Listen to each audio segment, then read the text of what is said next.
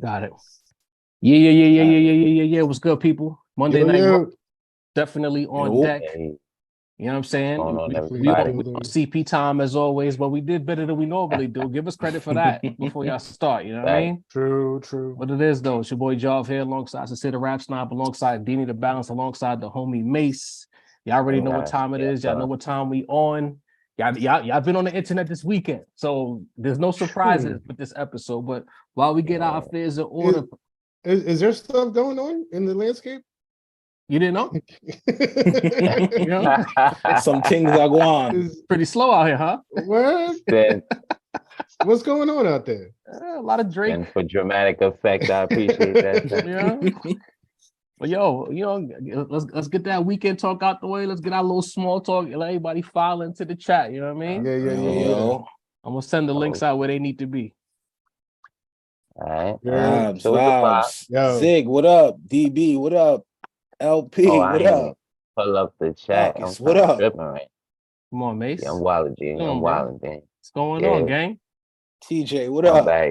Come on now. Shall we get the weekend vibe? What y'all been fucking with, man? A lot of tweeting, a lot of internet, it's heavy out there. A lot of catching up. Every 15 minutes is a new development. A lot of refreshing, right? You know what I mean? Jeez. Got a point, man. You got a point. Uncle Frank, what up? Mike H, what up? What was the soundtrack for that dramatic weekend, though? What y'all listening to? Man? I finally got into that Voir Dire, the Earl Sweatshirt and Alchemist joint. You was asking me about it, Mace. Yeah, right? I was. What was the vibes? What you talking about, Sin? How was it? It's cool. It's nothing major. Mace was asking me because, I'm the Alchemist head here. Yeah, man. I basically anything he puts out, I fucks with it. Like I'm definitely gonna rush it. But I mean, he's definitely put out better projects. I feel like, and I'm not a huge Earl Sweatshirt fan. You know what I mean? So I know there's a lot of. Yeah, what's up? Now go ahead. I know there's a lot. This was the album that was supposed to be hidden on the internet. Yeah, for like years or some shit. I don't know for years, but I know they released it relatively recently on some streaming service that nobody's ever heard about. And and they released it as an NFT. You know what I mean? And so after the NFT wave, like after we already knew like 2 years after NFTs died, and now they decided to put this shit out as an NFT. I don't know. I was confused. I was like, I'm gonna just. I listened to. So like I told you, Mace, I listened to some of it. Like I streamed a couple of songs because the streaming service they put it out on, or that put it out, is a free streaming service. So I don't know if they specifically bought the rights to the NFT, and so they had the right to just stream it for free. Mm-hmm. I don't know how that worked, but I had heard some songs, and I mean, nothing blew me away. So I was like, all right, but now that it's officially released on DSPs, I spun it. It's cool. I mean, I like the Larry June better. I definitely like the Rock Marcy better. Larry June. Talk about it, Sin. Countless joints I prefer this one, but it's cool. But again, I'm not an Earl Sweatshirt fan. So. When are people going to stop lying about Earl Sweatshirt? He another one people just gotta stop lying about, bro. They try to pretend like bro is like some 2023 Doom, and I'm like, nah, bro. Yeah, exactly. They give him a lot of love. Maybe I was around too long. I seen him from the beginning, so I can't see him like that, like personally. Right. It's not like that at all. Nah, no way, bro. Mace, what you was bumping, bro? Man, listen. And this is what I use as a gauge to know, because it was OVO weekend. You know, it's the OVO team over there. Of course, gotta keep it a bean. But this what I used as a gauge about how I felt about For All the Dogs. By like, that was the soundtrack towards the beginning of the weekend. But by like late Saturday, Sunday, I was going back to the Drake albums I like, you know what I mean? So I was, on my Nothing Was the Same wave. I was on my Take Care wave. I had to rid my ears of the For All the Dogs. You know what I'm saying? I had to remember why I like this guy, because you know what I'm saying. You know, Had to get rid of the people, dogs. listen, some people, their favorite artists put out a lackluster album, they just keep listening to it till they like it. I wasn't into that wave. You know what I'm saying? I was like, nah, this ain't it. You know what I mean? Let me go back to the good ones. You know what I'm saying? So that was the wave for me. You got to keep it real and honest about your favorite artists. Hey, man. Some of us try. Some of us try. You know what I mean? I ain't messing with y'all today. Dean, what was you rocking with, man? Man, I ain't gonna lie, bro. It was a Griselda weekend, man. I was on 38 Special Room, Nose Candy 5, bro. I ain't gonna hold you. That's all I was able to really get in rotation for. It was a tough weekend, but you know, I spun my music. You know what I'm saying? That's what's up. I mean, and I'll keep it all the way 100. You know what I mean? That at 8 a.m. in Charlotte was still, you know, during the weekend. Still goes. First person shooter. Definitely spun that a few times too. You know what I mean? 2 out of 23 is. Daylight gets me going. I ain't gonna hold you. Right now, 8 a.m. in Charlotte, you know, just like you mentioned, first person shooter, of course. The joint that he dissed Rihanna is actually a good song. I'm gonna be honest. Like, you know, if you can get over all of that. Fair Heights. The joint he dissed Esperanza Spalding. I know everybody's trying to pretend like she's their favorite all of a sudden, but you know, like the song that he dissed her was kind of hard too. I ain't gonna lie. I owe you something. You know, niggas was defending her, you know, her right to live the whole weekend. I was like, copy. I didn't know she was that sacred out here. You feel me? BT Jizzle in the building. All right, fellas. I mean, you don't got to be a fan to just kind of defend the you know, innocent bystander. Like, you know what I mean? Yeah. What was she? What the fuck was she doing? It was more important innocent bystanders this weekend to talk about, but I got that. I mean, is there a such thing anymore as innocent bystanders, bro? I feel like everyone's a suspect, bro. Everybody's an op, dude. That's the time I'm on now. Getting oppie outside. It's heavily oppie outside, bro. Even the niggas coming at you friendly. They got a knife in their other hand. You know what I mean? Like, you just gotta be on your P's and Q's. Gotta be careful out here, be real shit, son. But yo, fellas, we here, the four of us on deck. Macito and I, we touched on it a little bit on Saturday because there was a bit of a cat fight on the socials about. It was heavy on that. Yeah, bruh. You know what I'm saying?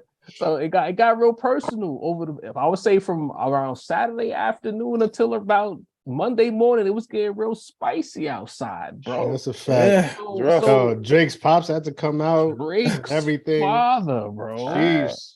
Come on, B.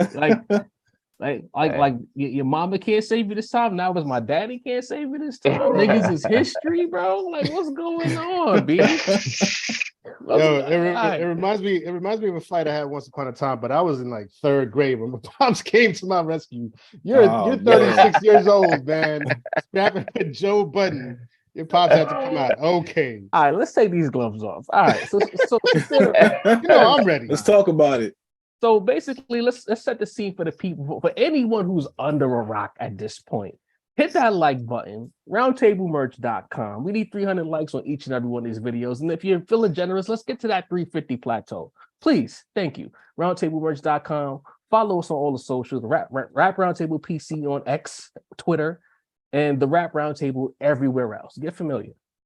Drake puts out For All the Dogs, you know.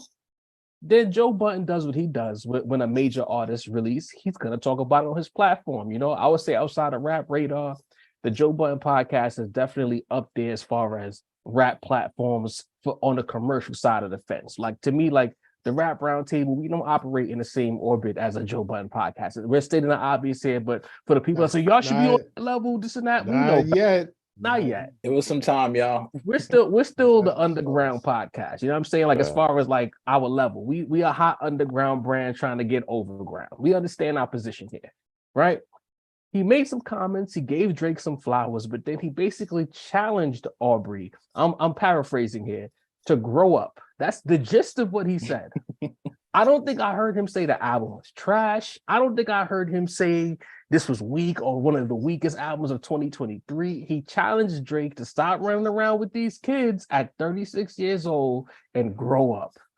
Next thing you know, the entire internet melts down, and here we are now. There's been think pieces. There's been tweets. I got Glasses Malone tweeting the rap roundtable because we said some shit about MCing and rappers. Like the internet completely melted down. And all of this started with that cosplay Griselda shit that Drake put out there. It's all there. So see the rap snob. You know, you missed out on the action, but we know you got takes. This is your wheelhouse right here. Like I'm here to just stand in the corner. You and Mace could go for 40 tonight. I'm standing in the corner. What is going on? OVO team is failing. We got Birdman coming outside. What's going on? Yes, well, sir. let me start this off real quick by addressing some comments I had seen from when we had the reaction video, right? Mm-hmm. Because I did see some comments saying that, that we were trying to be too fair to Drake. It's okay to call the album trash. In the reaction / review that we gave, we didn't outright call it trash. We, dare I say, we tried to give it a more positive spin, because at this point, like I think we're so far ahead of the curve that while the entire internet is finally saying what we were saying like 2 years ago, you know what I mean? And not just people on Twitter, but like the platforms, you know what I mean? There's actual voices out there that didn't dare say what we've been saying for like at least 2 years. And now they've finally come around and they've got the cojones to fucking say it. You know what I mean? You being too nice. Say it with your chest. Everything that y'all hearing these other platforms said, we said that shit 2, 3, 4 years ago. That's what I'm saying. Y'all late. That's what I'm saying. Everybody's late. So we here to take our flowers as we usually do. You know what I mean? But since we're so far ahead of the curve, what ended up happening when we did the reaction was that we finally, it's almost like a state of acceptance. You know what I mean? We accepted this is what Drake does. We're never going to get a good album from Drake, not as a body of work the way that we expect it to be, because he's not operating on that kind of time. You know what I mean? So basically what we did was we said, basically we was Deanie. Like all of us was Deanie. There's some joints on here. There's a couple of joints here and there. You know what I mean? And that's what we decided to focus on. But let it be clear, there's a lot of hot ass on this album. A lot. It's majority hot ass, bro. Hot ass. Let's keep it a whole buck. You know what I mean? And so, but we decided, you know what I mean? That's just to be expected from Drake. You know what I mean? At this point. The thing about it is that we've kind of learned to accept this because we know that Drake is not going to make albums or projects from an artistic standpoint, because artistically he's bankrupt at this point. You know what I mean? Everything that he's going to put out is going to be purely from an analytical standpoint, purely analytics. You know what I mean? He breaks down the numbers. He probably has a team to break out fucking pie charts and graphs and shit. Like, how can we maximize the reach by putting together 23 songs and get to the Yeet fans and get to the Sexy Red fans and get to the Griselda fan? Like, that's what it's all business. It's all business, purely analytical. You know what I mean? And so now that people like Joe Budden and others out there are saying, yo, we're tired of this shit. Look, we were tired of this shit 3 years ago, right? But now they're saying that they're tired of it and that they want him to mature. And it's kind of vague in terms of like what they mean by maturing as an artist, because it could be maturing sonically or maturing content-wise. Neither of which Drake is doing. You know what I mean? But I feel like there's a vagueness there in terms of like, what do y'all really mean by mature, right? Because we have artists that have matured content-wise and sonically. We have Kendrick. Y'all wasn't fucking with the Kendrick shit out there. Yeah, we have Cole. We have Nas. We have Jay-Z. You know what I mean? All of these artists have matured over the years, and it's something that Drake isn't really doing. Now, the question out there is like, if Drake were to mature, would he have the success that he's having now, right? If he were to take the approach that other artists have taken or are taking, would y'all really fuck with it? You know what I mean? And that's a question that we have to kind of unpack here, because everything that Joe is saying is absolutely on point. I agree with it 100%. Okay. You know what I mean? But then there's the aspect of it is audiences say that they want something, but do they really want it? Because when artists put that kind of more mature content out there, the numbers don't really show the support. Well, let's parse that. Let's parse that a little bit. Listen, Sin, get off your soapbox here. You know, I'm trying to stand in the corner. Man, I'm on my soapbox 24/7. I'm trying to stand in the corner, but I got to come to the top of the key for a second. All right. Who are the artists? And I pose this question to the chat. I see Ease is in the building tonight. Ease, what it is, family. We love Ease, what up? LP Glazing Drake early. I see you in the chat as well. But what exactly do we want from these artists as far as maturity? Is good music. Hove tried to do the mature thing with Kingdom Come and then 444. We didn't like it because the music wasn't there. Right. Sorry to say it, Sincere the Rap Snob. Kendrick tried it. The music was a mixed bag. I'll say that Mr. Morale, of course, blow everything that Hove did trying to be grown both times. Kendrick blew it out the water. It's not even close.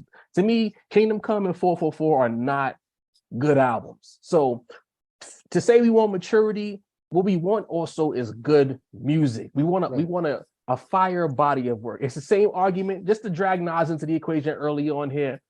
A lot of Nas fans love that Life is Good because they feel like it's a good balance of maturity and good music making. Right. You know what I'm saying? So that's really what the people want. They want good music. They don't want just to say, I'm rhyming about being a grown-up and it's boring shit. We want good rap. You're right.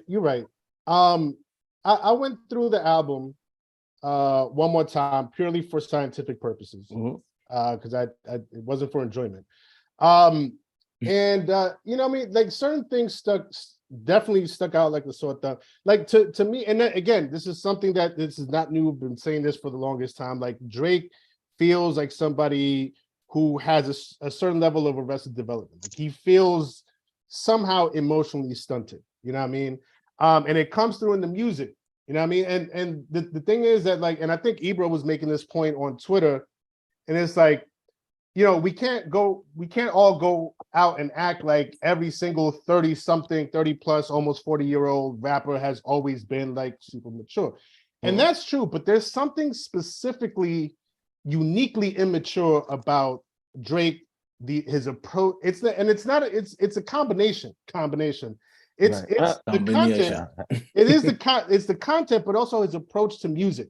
I feel like people would be a little bit less harsh right now on Drake if he had one or the other. If like he had immature content, you know what I mean? He was talking about like fucking these 25 and 21-year-olds, you know what I mean? But sonically and musically, he had maybe evolved, right? Or maybe the other way around, right? If he was, you know, if he was talking, like if the music still sounded the way it does, but he was talking about more mature things that are happening in his life, but neither one of those things is happening. So like, I feel like the thing that a lot of people are missing out is that it's not just one specific thing. It's a combination of multiple things that Drake is doing right now that's not resonating with a lot of listeners. Well, because it's just a whole mixed bag. It's a whole bag full of immaturity.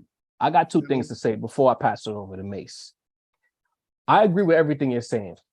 I think that the issue with Drake is, and maybe this has become a Drake TED Talk by accident, but I think when he first got into the industry, that Drake, like Caesar on the face of Drake, the Drake where they had the dude whoever that person is a legend in hip hop, by the way, who drew that picture of Drake with the tears, that animated picture where he looks like he's always crying. You know what I'm talking about? Yeah. He tried to be himself in the beginning, and he got called corny. He got peed on. He got disrespected by.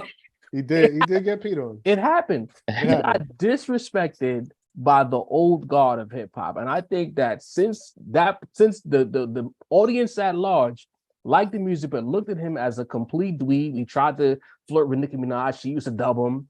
We just seen the video the other day with Rihanna. You know what I'm saying? Right. Brutal. That back. James Harden style. Drake is the cornball, the ultra cornball that made it, right? So now that you don't like me being myself, I'm gonna be everything that you like.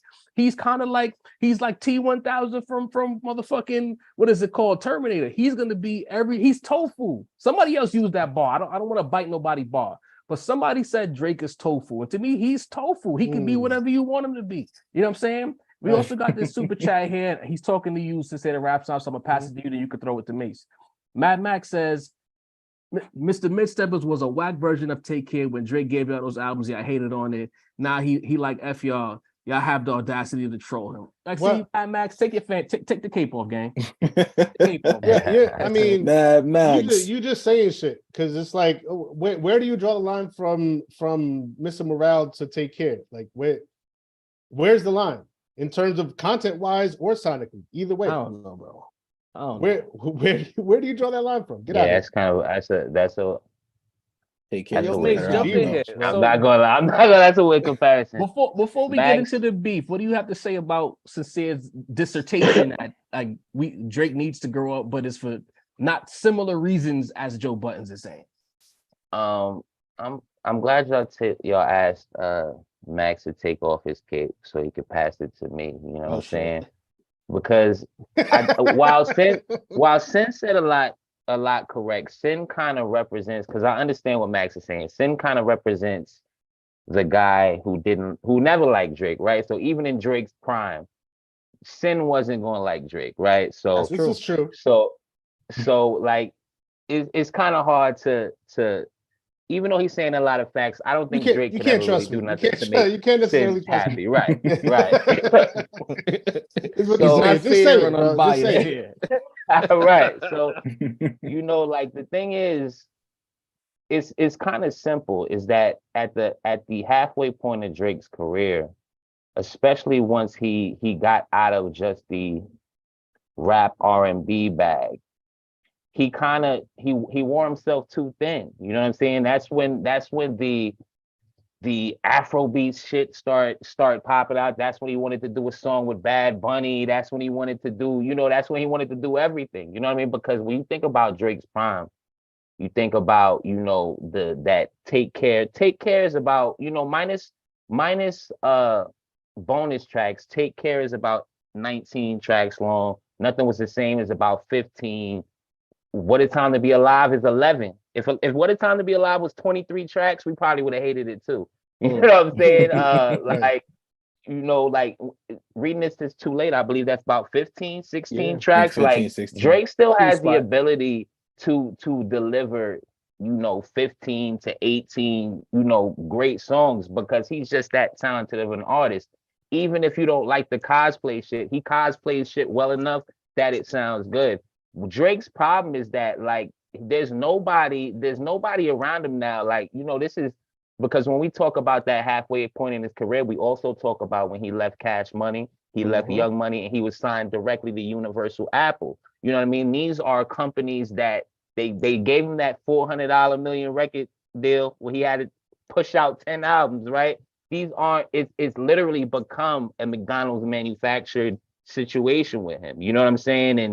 And since the Esperanza Spalding disc, they focus on that, but they don't focus on the bars right after, right? When he says that he's carrying 30% of the industry on his back with his through record sales. So there's, and one thing that stuck out to me about the Joe Budden thing in particular is that when he insulted Joe Budden, it kind of revealed Drake's way of thinking, correct? Like it revealed what's really important to him, because what did he said, we don't even retire your jersey, right? That means that in Drake's mind, success is really what drives whether record sales is really what determines your success in this game. So when we combine all of those factors, Drake is kind of just in a situation where it's like, and that's where I agree with Sin, we're never going to get a great Drake album again, right? We're barely going to get a good Drake album because he kind of operates completely in factory mode at this point. I'd say her loss was close. Her loss was close. You got a couple of goodies in the past. Couple of goodies. Of course. Classic, bro. I'll say it. That shit is a classic. If you're reading this, it was classic, and that's in that first, that's in that first three-peat phase of his career. You know what I mean? Listen, but we got to put asterisks next to both of them. You know what I mean? 21 Savage with one, it was Quentin with the other. Mm-hmm. You know what I mean? So, yo, Nas collaborator Quentin Miller. Deanie the Balance, bro. You've been quiet. Don't do here. that, Mace. You standing on the opposite corner from me, Mace bro. really be trying to sneak shit in on the slide, bro. Like under his breath. Yo, it's like, what do you it. want from me? Like, bro, at the end of the day, Mace, you just spoke on it, bro. This shit is business. Like I said, there's that contingent of rap culture who look at this shit and still be like, damn, we need shit to be like this. You know, we're of that culture. Joe is of that culture. We not the niggas that pop out at all these shows, bro. We not the niggas snatching the merch off the shelves. We not the niggas, you know what I'm saying? The demographic is aimed at people who gonna really like turn up for this shit. A lot of these niggas, it makes sense why he went at Joe. Joe's like the guy right now as far as like, you know what I'm saying? If anything, for all we know, this is all bullshit. This is all generated to just pique more interest in the album. But I think this all goes back to the whole, I think Joe really, the way the rapper Joe was basically the introspection, the deep shit. Joe's a nigga telling you I was a crackhead before telling niggas being a crackhead was cool. Yeah. You know, I was on the drugs before being on the drugs with the wave. So the introspection that Drake had when he first came in, I could tell he was a big fan. Y'all spoke on it in the joint that y'all just did. You know what I'm saying? The weekend joint on the Saturday piece. He's a big fan. You know what I'm saying? He was one of the 150 Nietzsche niggas. You know what I'm saying? He was a fan. That's a fact. You're in the Nietzsche too. To see someone that you're a huge fan of, we're gonna experience this too. We kind of seeing it in some way. To see someone that you're a big fan of, kind of like shit on you. You know what I'm saying? And say what you want, bro. In the world we live in today, if it's not outright praise, it's outright shitting on you, bro. Right. It's the world we live in. So he's hearing that. He's like, yo, I took after this nigga mode. I was a nigga dropping the introspection shit. I was a niggas letting know details of my life. I was letting these niggas know the type of joints I was dealing with. Me might even dealt with the same type of joints. Drake and Joe. You know what I'm saying? There might be some shit stemming from that too. But we could talk about that on some chatty boy shit. I mean, if Mace, you got the intel, we could get into it. You know what I mean? Have they mingled with a few of the same joints? You know, the only thing that'll get you killed faster than money is a joint. Story where it's a notorious story where Joe and Drake had a 2-hour conversation when Drake and Tahiri shit came out. Okay, you know what I mean? So they have shit. You know what I mean? Like step in real quick. There's a lot that Joe said that I agree with. But when Joe said stop fucking with them 25-year-olds, like we don't know Joe Budden would fuck with the same 25-year-olds. Like, come on, hold bro. on. We're gonna come on now. Conversation. We're gonna unpack that because I got some takes. But we got a couple of super chats because you know what, you got so mature on us at the top. I thought we was coming straight with the slander off the top, but then you got serious. So I was like, all right, I'm gonna wait. We got a couple of super chats to break down real quick, kid. Jermaine L. Johnson, of course, the super chat MVP, pulls in. He says, Nas was a chase at album sales with Life is Good. With Drake's current status and wealth, why does he still need to chase first week album sales? You know, that's a great point. Yeah, that's a great point. Because he's addicted to the shit. You know what I mean? Like look, not to get overly like psychological, but like it feels to me like somebody that of Drake's personality type. You know what I mean? And probably, like we've said here, has been seen as a cornball, a lame, and he finally gets this level, and he's brilliant. He's calculated in the moves that he makes. So he calculates all these moves to achieve the highest possible success in the game. Every single move from there on out is going to be to sustain that and increase that as much as possible because you ain't got nothing else going for you other than that. Fair play. Jermaine L. Johnson with another super chat says, isn't he almost a billionaire? He can do what he wants now. How much longer does he need to dumb down for his audience to double the dollars? So here's what I'll say in response to that, Jermaine L. Johnson. I think, you know, because I'm not really plugged in with Drake like that. Like, Drake is not my guy. If he has music that comes out, I'm gonna tap in because he's still like the biggest name in the space. Say what you will, and based on the stats that we know already, and the fact that everybody in this chat, for better or worse, listen to this project, we all come outside when Drake drops, right? I think with this whole Apple Universal deal, 400 M's, there's a certain level of pressure with that because again, this is not like NBA or any other sport where player A gets a contract, he signs, is guaranteed bread. He could get hurt, miss 82 games out the season. He could get hurt for the life of the contract, in fact, and he's still gonna get paid. You get a $400 million contract from Universal Apple. That is a loan, good brother. If you got paid 400 million M's, that means we expect you to bring back double that with the brand. So it kind of explains why he won't go away. It explains a whole hell of a lot. And if he feels as though he has to make this bread back, we don't know what the situation is with his masters. What does he own? Notice he's never in that conversation about ownership. Chances are he don't own shit. Because think about, I think Pusha T talked about it. There was a lot of people's hands in the pocket when it came to Drake at his peak. A lot of different labels was getting their cut before that bread came back around to Aubrey. So we don't even know what his ownership situation is. We don't know what his percentages are. But if you got a $400 million deal, you kind of have no choice but to chase every single trend because you got to make that money back.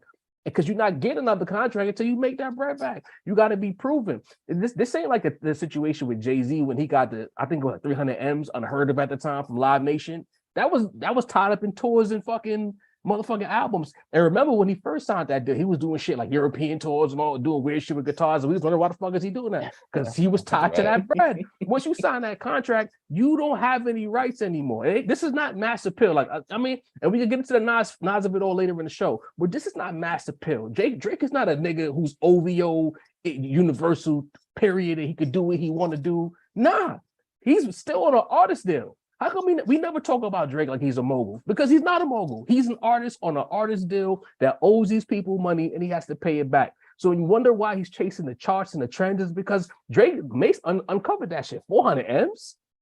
Shit. We're never getting rid of this guy. You hear me?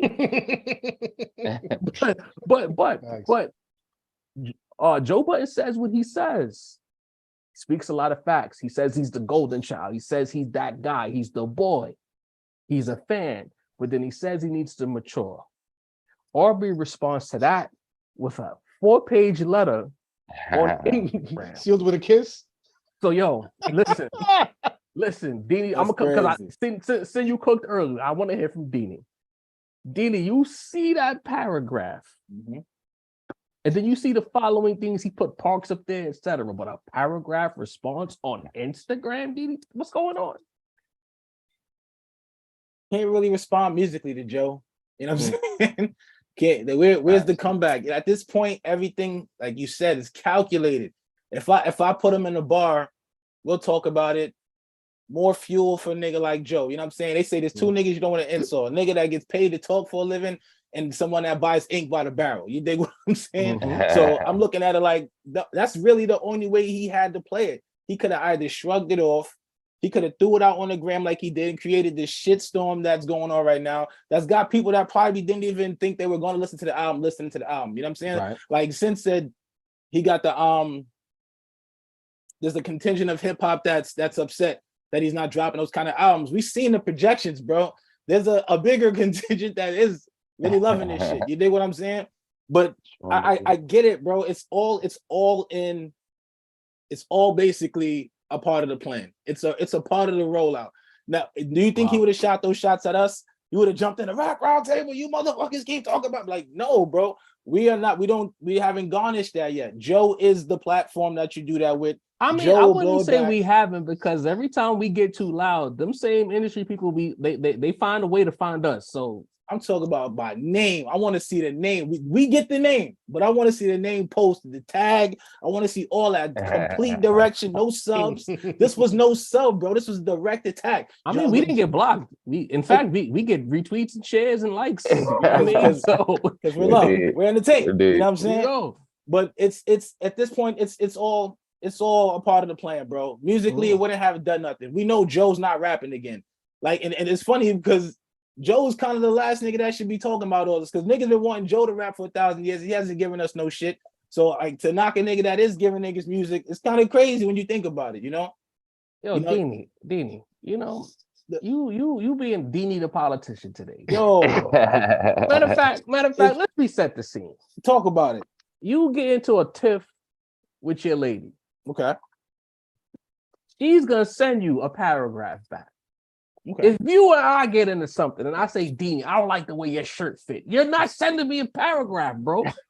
Unless there's a crazy nerve that was hit, bro. You're not sending me a paragraph. Unless I have real nerves and doubts and I'm anxious about my fit, and you do that, bro, I might have a paragraph. That's how niggas are. You wouldn't text me a whole paragraph, gang. I wouldn't, but I'm not emo like Drake is, bro. All right. I don't got the wings in my hair. I don't got the colorful joints, bro. Drake trying to get you to drop your OVO flag. Drake basically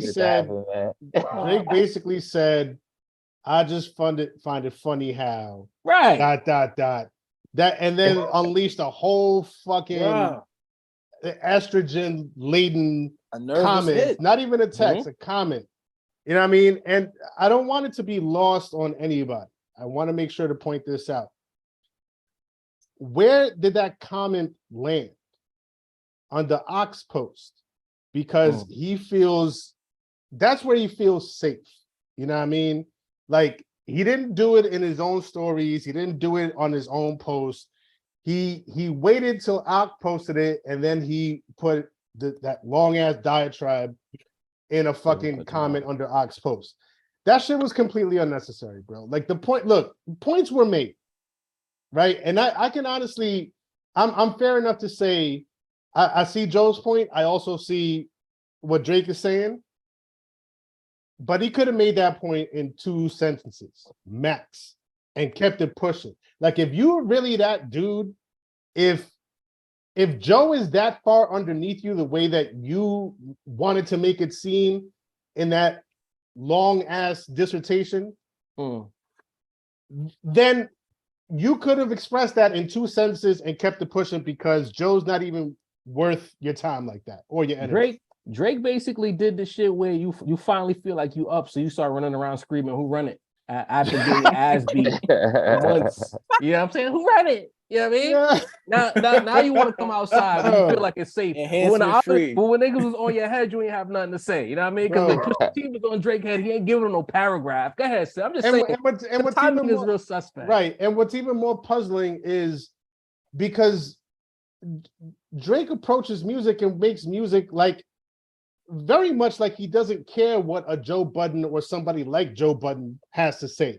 So the fact that he cared so much about what Joe Budden had to say, it speaks volumes, right? To me, he's a fan, bro. He was a fan. You know, I find it funny that you put out this album, and like, people say whatever they gotta say. You understand his position, right? But it's like, I noticed earlier this year, his being Joe Budden, I noticed earlier this year that Drake also got into it with 2 T's. I don't know what happened there. Maybe Mace could shed light on it, but he got into it with 2 T's. He's getting into it with Joe. I'm starting to wonder if Aubrey feels like he's trying to wield his power in the industry to push, quote, the old guard of media personalities and hip hop out the way, to get the streamers more like. Because notice in that same album, he shouted out the streamers, the Kai Cenats of the world, people that we do not want to hear from. They don't represent nothing that's hip hop to me.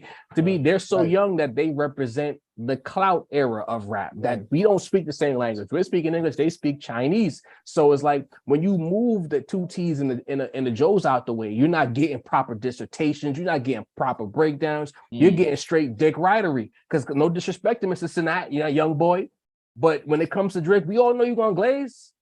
You're not gonna tell him he's not fire. You're not gonna tell him he needs to grow up. You're gonna say, "Oh, this is Drake. I literally grew up listening to this guy. Drake been around since 08, 09." So a lot of these streamers literally grew up with Drake, so they're never gonna speak ill of him unless they're a quote nerd somewhere, or a person who will be perceived as a nerd who has enough balls to even try to say some shit. So with that being said, it's like, I'm watching you, Drake, but the problem is this backfired because the album is not fire enough. The only people saying the Drake album is fire is Mad Max and his hardcore staunch fans.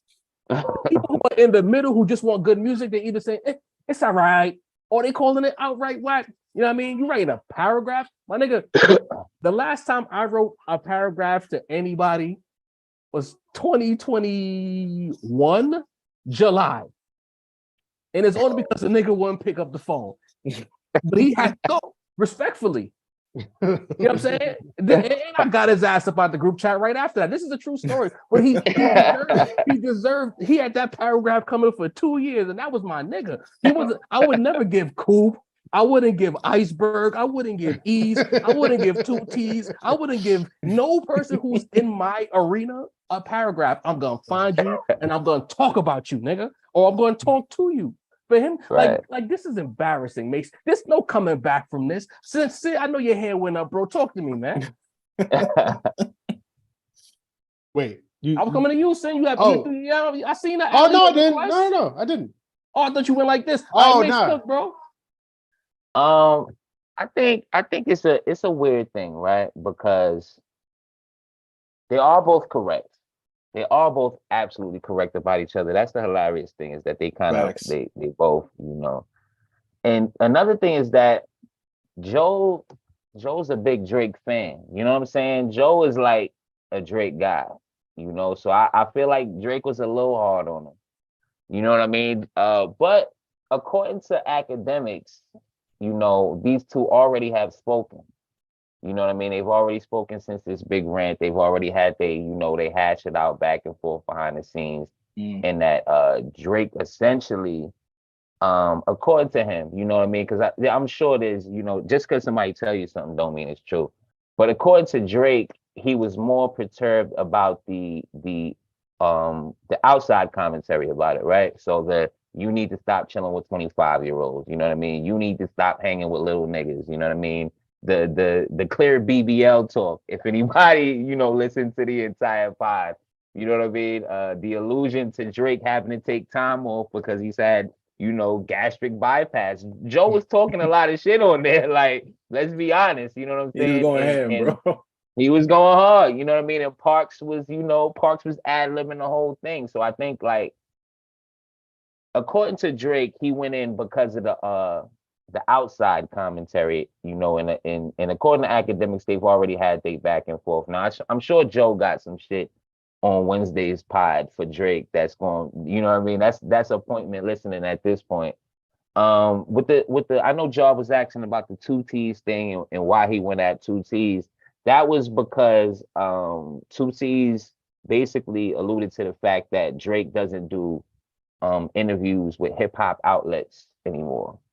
But the thing is, you know, Drake went back at him because he went on that Bobby, right. What's the name? That white chick, right? The Bobby chick, and Drake's retort was, the last hip hop interview I did was you, nigga. So why you mad at me? You know what I'm saying? Like, you know what I mean? Like, so that, you know, also, you know, 2 people who I felt were right, but you know, Drake's at a point in his career. Like, the thing is, Drake has a weird relationship with hip hop media in general, right? Like, he hasn't really, you know, since really the ghostwriting shit, to be honest, he haven't really dealt with hip hop media in general, you know, and that could be his choice, you know, because there's plenty of artists, you know what I mean? Nas did 6 albums. I don't think he did 1 interview, you know, to be honest with you. You know what I mean? Right. So, some people don't, you know, hip hop media, and we have even spoken about this, hip hop media, you know, has when we spoke about this, when we spoke about why women rappers don't go into hip hop outlets. And we say, you know, kind of like, you know, hip hop needs to step up its professionalism a little bit. You know what I mean? So I understand why Drake's not doing it, because there's a lot of people who choose not to deal with these niggas nowadays. But plus, they cooking you, bro. Like, you gotta remember, like, niggas, right? They cooking you, bro. Right? Like, and that's cooked you for your last album, and right? 2 years later, it's like, yo, come on the show and let's rap it taste. Like, niggas ain't forget when they got cooked, bro. Like, right? And I think that's a great. The other outlets that like pick up niggas ain't doing that. Like, Trevor Noah was not cooking Nas before he went to Trevor Noah. You know, right? But this is the thing that bothers me, because I feel like back in the day, like. And again, I hate to be the back in our day dude, but like, if let's say the source gave somebody a 3 mic rating, right, 2.5 mic rating, like I could still see that artist getting like some type of feature or article or some type of mention in the source. You know what I mean? Like, I feel like the separation between the critical takes and the ego was a little bit more separate a generation or 2 generations ago. I think now like there's no separation between like, yo, I didn't like this album, but I still fucked with you, so I still want you to come on. Nah, nigga, you ain't fuck with my album, fuck you. Like that's crazy to me. You know what I mean? I mean, but that's I was gonna say that's kind of a good point, but you know, like if niggas had 10 more places to go other than to Source back in the day, would they have still gone to it? Like it's just a different, it's just a different way. But I don't agree with that because do remember that back in the day, there were rappers that fell out with publications like The Source and Double XL because they felt like they were being fair or they were over critiquing them, and there was a fallout. We're not breaking new ground here with that, no. No, it happened. It happened. And then I wanted to say you made a great point about them clowning him, because I think we have some revisionist history at this point that Drake's career has been so long that we kind of pretending like a lot of these niggas never fucked with him till his numbers was so good that you had to fuck with him. You know what I mean? Like there's certain people, you know what I mean? Like Jarv mentioned himself, he don't rock with him, but he always acknowledged that he had joints. And then there was people that felt like his entire existence was a bane to hip hop. And that was a lot of the old guard media-wise, you know what I'm saying? So it's like, yeah, there's a lot of people who he probably should still show love to, but honestly, a lot of these niggas never fucked with him. You know what I'm saying? So it's like I understand his. But Joe Budden is not one of them, though, Mace. Like it's like, let's say rest in peace, DMX. If DMX was alive and he said, "Yo, that album was ass," or Drake needs to grow up, he's not getting crazy with X, bro. He's not. He like Monkey know what tree to climb, bro. I gotta be West Indian for a second. Monkey know what tree to climb, B. Like Drake know who to talk. If Hope come outside and he say he didn't think the album was all good, or he gave him a little pop out in a rap. Drake is not gonna get that. He's not writing Hove no paragraph, bro. He's gonna try to give him a little pop out back in a rap. You know what I'm saying? Like he's talking to a dude that he feels like he's all encompassing better than, and he's trying to talk down to him, which honestly, it would have been fire if he would have went on a video. If he would have said the same thing word for word on Instagram in a video, or said it in an interview, or did it on stage or during the OVO weekend in Canada, and just said something about Joe Budden, we would have ate that up. We would have loved it. But the fact that you got in your feelings so much that you had to say something right then and there, and the route you took was an essay comment. You basically became a Joe Budden stan. You became, I ain't gonna say his name, but you became one of them dudes who do that to us. You became a fan of Drake. Drake put himself beneath Joe Budden in the moment that he wrote that comment, bro. Because only fans operate that way. Sounding like he texting back his ex. Joe was unbothered like a motherfucker. Come on, bro. The niggas acting like, oh, Joe should have argued back. Where I'm from, and Sincere will concur, if you write me an essay paragraph after I say some hot shit to you, I won. Your skin, I ruined your day. I can go on and have the rest of my day glorious. What? It was exactly the same thing they had reversed. You know what I mean? Only thing Joe ain't do is hit the nigga with the K at the end. You know what I'm saying? Yeah, that's basically what he did. That's basically what he did. That's a fact. As he's supposed to. But Joe not getting out of here unscathed, because you talking about smashing the young things, running around with the young people. Now, Joseph, sir, keep it a bean. Sin Santana was a young thing, good sir. You know what I mean? Like, let's be clear about that. Like, Sin Santana was not 37 when you met her. I don't know. Esther Baxter, I'm pretty sure he was older than Esther Baxter when he was dealing with Esther Baxter. You know what I'm saying? I'm pretty sure the thing that he's dealing with right now, very attractive woman, by the way, with all due respect, but I'm willing to bet she's about 29 and you're pushing 40 or you're over 40, Joseph. So for you to say to stop messing with the 25-year-olds and running around this and that, why you keep messing with the young things, Joe? Yo, I ain't trying bro. Since Santana's 30 today, bro. Today. That's very, crazy. Very, very self-righteous of Joe, which is not a new thing. You know what I mean? Wow, Joey. Joe's kind of crazy saying that. But I think, at least for me, I don't know how anybody else feels about it, but I think for me, what bothers me is not so much. I mean, come on, man. We're all men here. You know what I mean? We find a 25-year-old. We don't care who's going to talk shit. Thank you, Sam. She with it, we going Let's for be it. clear. You know what I mean? 25 is live enough, bro. Like he's wild. Single is available. We're doing it. But what I'm saying is, there's gonna be think pieces on Twitter if they catch us, but fuck that shit. You know what I mean? Don't critique another man doing the same shit if you've already done it. Right. Unless he's speaking from experience. But I think for me, what it is again going back to the music. You're naming the album For All the Dogs, and you're fucking with these 25, 21-year-olds, and then you're making songs about how you're either you're mad at them or you expecting more from them. They've ruined your trip. Like, bro, that's where I draw the line. You're pushing 40. They're supposed to play their part. Right. You know what I mean? 25, 21-year-olds, you got them there for one reason and one reason only. And if you're getting emotionally like intertwined and attached to the point where like you gotta fucking make songs about them and about how they ruined your trip, and I can't believe you acted like that, bro. There's no part of the game that's that at all. So Sin, I'm glad you mentioned that, right? Because that's something that I thought of with the whole Drake needs to rap more mature. Drake, if you listen to Drake raps about his real life. So you're essentially just saying Drake needs to live a more mature life.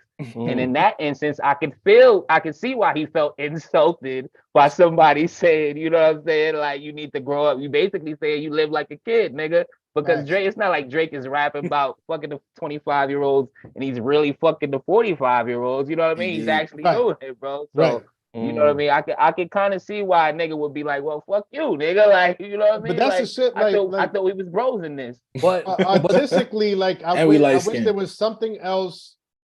Something else that Drake would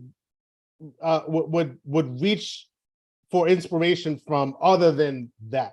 You know what I mean? Than making half an album of that. I can see that. And that's why, like on the surface, granted, we had to critique Joe with some of the things that he said. But then again, to be fair to Joe, he got on Twitter later that same day and he walked back some what he said. He said he got a little out of bounds with what he said. Like, we got a little overboard. You know what I mean?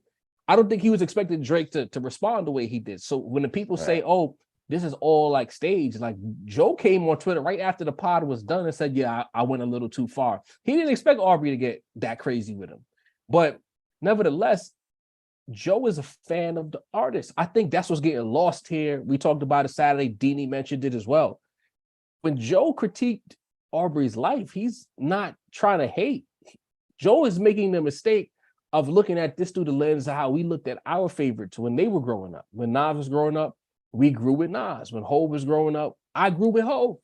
When 50 was growing up, you got the Pac late, you know what I mean? But you watch Pac's progression as an artist. Deanie, the same thing for Hov and Nas. We watched our favorites grow up as artists, and we listen to their subject matter change. Like for me, I always enjoy seeing how Reasonable Hov isn't Volume 2 Hov, isn't Blueprint Hov, isn't Black, even Black. Like that 2-year difference between Blueprint and Black Album is two completely different artists. Absolutely. I love that progression. And I think that like Joe was talking to him like, you supposed to be progressing that same way.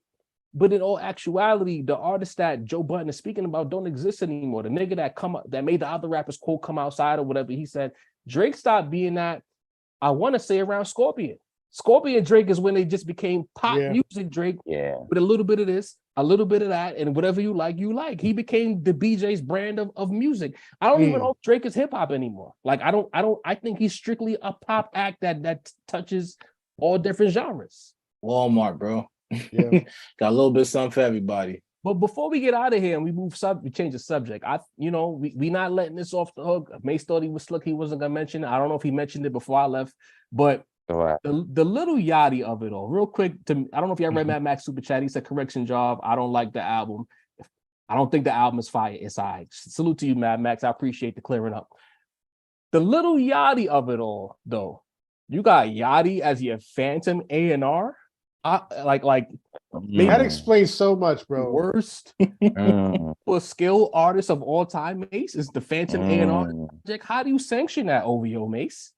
I actually have an entire theory around that. You know what I mean? And that might take us in a entirely different direction. But I feel like Drake in the love he's showing Nicole is kind of also indicative of this. I think Drake is playing a House of Cards style game right now. He's aligning with certain people. He's making sure, because they always talk the big three shit, right? But we always see Cole and Drake together. We never see Kendrick with either of them anymore. You know what I mean? And I think that, we've spoken about how Kendrick for a little while drove the artistic direction of hip hop. I think that Drake wanted his own Baby Keem. In the way that Baby Keem is kind of A&R'd Kendrick to kind of put some youthful exuberance into his music. And a lot of people were, praising him for that. I think Drake is trying to find his own sort of young artist to make him palatable to the young, to the young generation. You know what I mean? I feel like that's what Drake is looking for in Yachty. And because he got such a response from Yachty's, inherent direction on Her Loss, that he felt like he had that going. You know what I'm saying? Yeah. Marcos just said y'all was capping for Yachty the other day. Marcos, just for the sake of clarity, which one of the four of us caping for Yachty the other day? I need to know, bro. I need to know. Please give us the time. That was the worst combination of a feature to artist like duo ever. Not man, one of us put on for Yachty. We do not got us confused, bro. Wrong show. There's no way. I know you. There's no way. Are you talking about for the Cole verse? Pull it up. Take a screenshot of that shit, bro. Facts. I know we talked about.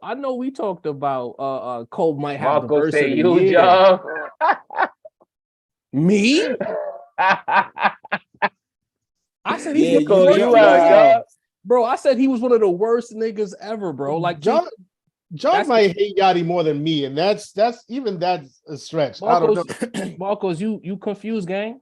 Like you got I want you to go back to, I think, was it Friday, the lunch hour? Go back. Watch that Marcos, shit. Marcos, I need that. And then you know what? And on top of that, Marcos, go back and watch it, and then come back here in this live chat right now and apologize to me, my nigga, because I'm not accepting nothing else but an apology, because I will block you from this thread right now. You better go watch that shit and come back and apologize, bro. It's either the timestamp or an apology. That's a fact, bro. Because we right how terrible Yachty. Yeah, honestly, Sin is not lying. I think Yachty. I hate Yachty, bro. I think I can't. Everything that Little Yachty represents is why this podcast exists today. By the way, that freshman class, it's them. I hate those guys. Lil Yachty is trash. He is terrible. You know what I'm saying? Like I cannot stand that guy. And I think even Mad Max is trying to shoot bail for Yachty in the chat that day. Like, he's terrible. He is, bro. He can't flow. I even said he can't even enunciate his words. I remember what I said. I said he can't flow. He can't pronounce his words. And the standards of rap is so low that y'all let shit like Yachty get off. I said that on Friday. So thank you, sir. Have some respect. Have some respect, bro. J Mac Wallet. Finish the show and then come back after post show. Marcos is really Mike D from Recording the Hip Hop. I mean, he moving like that. J Mac. I mean, Marcos. That's crazy, bro. Yo. Nah, bro, you disrespectful, Marcos. I don't like y'all. Adrian If Adrian was on, that means I was pissing Adrian off, which means I talked bad about Yachty, bro. You got the wrong guy. Like, you out of pocket. Go apologize, bro. Anyway, you got a little Yachty A&R on your shit, Mace. Back to you. I mean, I cut you off because Marcos really confused me just now. Nah. I was wrapping it up. You know what I mean? Basically saying, basically Drake is trying to Baby Keem his way with the youth. You know what I'm saying? Like, I feel like he feels some sort of artistic connection, and because Drake had been, just like you mentioned, post-Scorpion, the Drake fans like Scorpion. I'm not a big Scorpion fan. I feel like that's the first of his bloated albums, but the Drake fans like Scorpion. But since then, he had been on a losing streak. So Her Loss kind of, I feel like he holds Her Loss to a certain threshold, and because Yachty was the direction behind that, he feels like that's the move, which is completely wrong. Here's what I'll say to that, right? And it's not your hit boy, bro. I'm throwing this over to Sincere right after I read it. So the NFR podcast posted this saying that Drake speaks on Lil Yachty's contributions for his new album, For All the Dogs. And quotes in, listen carefully. I don't think this album is what it is if I don't get to run everything by you. If I don't get to sit in on the studio and write with you and think with you, and if you don't send me beats, and if you don't tell me what you believe in or don't believe in. Wow. The realest shit you can get is somebody that cares about you enough to tell you that, tell you their real opinion. This is what Drake has to say about Lil Yachty's contributions to For All the Dogs. The worst rapper alive is in the room with you, curating your project. Consider Rap Snob. Talk to me, man. Like I said, it all makes sense to me now that that's come to light, man. It's like I I'm racking my brain. I'm thinking about the what frame of mind a 36-year-old supposedly best in the game rapper is doing, making music that sounds like this. And there it is. You know what I mean? That one step further than just simply making music that you think will appeal to a certain demographic. Like, you actually have this kid pointing you in the direction that you're going in, and this is what it's culminated in, right? And it's culminated like it really feels like a seismic rift in the game right now in terms of the like everybody's been weighing in, not just Twitter, not just fans, but the industry. You know what I mean? Wallow, fucking Ebro, everybody's talking about this shit, and it's like the rift between, like you said, Jar, what we consider the old guard and this newer generation that Yachty seems to be speaking for. Look, man, it all makes sense to me now. It makes sense why Drake is making this music the way that it sounds and the artistic direction that he's going in. I'm not here for none of it, bro. Get Yachty and this Drake the fuck out. I mean, it was always get Drake the fuck out of here, but even more so now. We're kicking the both of them off your lawn?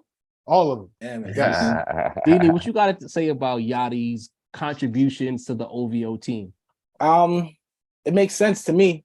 Look at all the people that spoke out, bro. They're like 35 and above. You know what I'm saying? True. I said it on the joint when we did the review. The album's not for you, bro. This is like an 18 and 28 album. Which one of you posted? Y'all put something in the chat, and it was like 10 million niggas praising Yachty's verse. Y'all heard that Yachty verse? That Yachty verse is great. All those niggas that love that Yachty verse is the niggas that's gonna run them Drake numbers up, bro. You get what I'm saying? Like, that is the contingent of the hip hop listener today. Like, you have your, like, I feel like you have your true hip hop heads, your old heads. But there is a point where they want to hear that, bro. They want that. It like, also all the people complain to old heads. Why 21 is around Drake a lot too. Yeah, Atlanta. Yachty's Atlanta. He's covering both. That would explain what Drake said about Atlanta being the most inspirational city. It's all coming together now. We done cracked the case. Future, 21, Yachty. Like, it makes a lot of sense. Life the Poet says 3 good songs out of 23. Job, you like 21, Nursery Rhyme and Ass, but you hate Lil Yachty. Now, yes, I do love 21 Savage, right? I could. What? 21 Savage. It's not even the same, bro. Like, not the same. First and foremost, differently. You showing your age with that one, bro. You know what? And I'm gonna talk to him on the surface level. On the surface level, 21 Savage generally just makes better music than Lil Yachty. Like, point blank, period. I don't grade certain artists. You know how some guys have one scale. Either you nice or you're not nice. Mm-hmm. I grade an artist based on what his skill set is. Like, I'm not grading 21 the same way I'm grading Jay-Z, because 21 don't got bars. He's a Southern artist who makes music for his region. Like, the people in Atlanta, they love 21 because he speaks to them. So why would I grade him on some lyricist dude? Like, I'm not even grading JID the same way I grade 21, because JID calls himself a lyricist. If you're to me, like I said, 21 is like a true Southern artist from back when I was a kid, when it wasn't just about lyricism. It was about feel, it was about vibe and descriptive lyrics, not multi-syllable crazy metaphors, but describing what his life was about and whatever was going on in his world. That's how I think 21 would have survived in the 90s. Honestly, I believe that shit, because to me, he's that. But bro, if you comparing 21 and Yachty, is I can tell you one of those. I don't listen to nobody after 2012 niggas. Like, their content is not the same. Sonically, they not the same. They discographies are completely different. Like, come on, bro. Like, That don't make any sense. Like Lil Yachty can't even pronounce words in his rhymes. Like, so that means to me that niggas is in the studio. You got a bunch of yes men for whack shit because nobody say, yo, bro, try to say that word clearly. Like you're chewing up the words as you rapping, and then you put it out and you shot a video for that bullshit. You kidding me? Plus, we done heard 21 on par with Drake. You know what I'm saying? How they sound together, and he held his own. I can't think of any situation where Yachty's holding his own with Drake, bro. There you go. And you know what it is? What it is for me, and I think I had this theory a few videos ago. I think this newer generation wants to be so opposite of the generation that came before it that it's like they like things almost ironically, or like they like things like in a way where it's like almost meme-ish, you know what I mean? And like, you know, you listen to somebody like Lil Yachty, what's his name? Somebody was I forget his name, but somebody was talking about it on Instagram. You listen to somebody like Lil Yachty, and you're like, yo, there's a whole slew of spitters out there, young 20 somethings. You know, they could actually rap. They can rap on beat. They can enunciate their bars. You know what I mean? But they're going with Yachty. Why? Like, what is it that they're seeing in them? And I think that it's that unserious, you know, type of vibe and that unserious thing that this newer generation is really going for, where it's like, you know, you like shit because it's, you know, it's Yachty's not taking the craft that seriously, or he's not, you know, hitting the pocket the way it's supposed to be. Like he's just doing his own thing and breaking all of the rules. Like Little Yachty doesn't have any rules to speak of, and I think that's what this newer generation is seeing in him or artists like him, and that's I think what Drake is looking for. He's making a mockery of the shit to me, bro. Like when we seen that freestyle video, like y'all niggas recorded that, like and put that out. Like, yeah, this is a sham mockery. Mike H in the super chat says, garbage, what can we expect from Drake over this break? Feature run or MIA while he reinvents himself? I'm gonna tell you right now, good brother, I have no idea. In fact, I believe Drake is taking a break when he actually takes one. That's what I'm at. If you don't think there's gonna be a tour for this album, you're on drugs, bro. Well, he's technically on tour right now, ain't he? For this album, no, there's gonna be a for I don't all think the he's dogs I don't think album, he's gonna bro. You think it's gonna be for all the dogs tour? I don't know, man.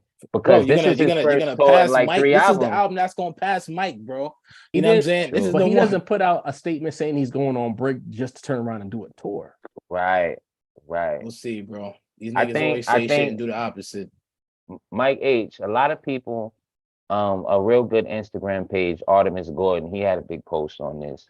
A lot of people are saying Drake needs to lock in, you know, Hit Boy Nas style with one producer, but people got the wrong ones. 40,